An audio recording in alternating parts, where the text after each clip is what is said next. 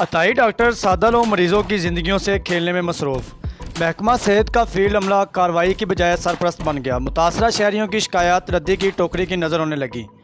شہری تفتیش اور پریشانی کا شکار، اہل حکام سے نوٹس لینے اور عطائی ڈاکٹر کے خلاف کارروائی کا مطالبہ۔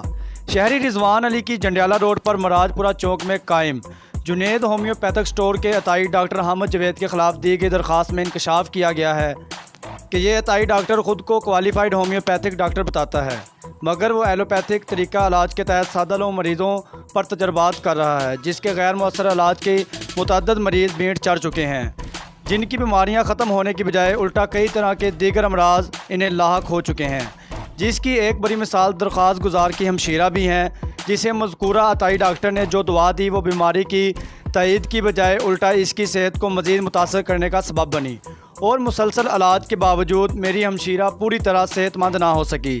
شہری رضوان نے سی او ہیلتھ اور ڈی ایچ او سے اپیل کی ہے کہ عطائی ڈاکٹر کے خلاف فوری کارروائی عمل میں لائی جائے تاکہ آئندہ یہ کسی مریض کی زندگی سے نہ کھیل سکے۔ حافظ عاقب حمید، شیخ پورہ نیوز، جنڈیالہ روڈ۔